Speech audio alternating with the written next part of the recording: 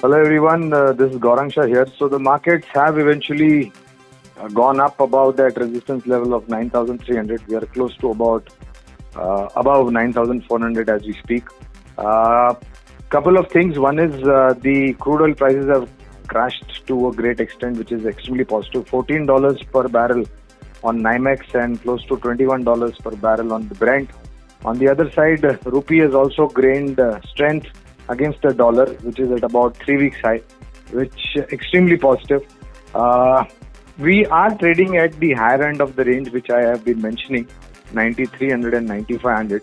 And more importantly, tomorrow we have the FNO expiry, and Friday there's going to be holiday because of 1st May Maharashtra Day.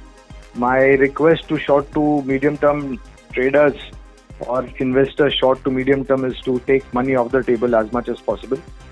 There is also a likely possibility that this lockdown might get extended, which may translate into a little bit of concern. And on Monday, when we get back to business on 4th, there is likely possibility that we may see a little bit of more pressure on the market. And not to forget, earnings season, well, not as much, but few companies have come out with numbers.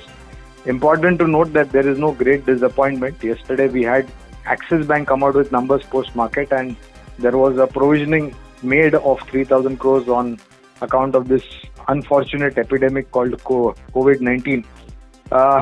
My view remains the same. Short to medium term, I think we should stay over here at 9,300 and 9,500 being the higher end of the band, and 9,000 and 8,800 on the lower end.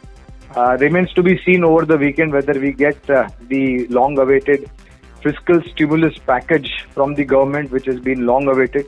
And of course, what is the status on the respective lockdown as far as each and every state is concerned. I'm quite sure Delhi, Rajasthan, Gujarat and Maharashtra will possibly extend the lockdown.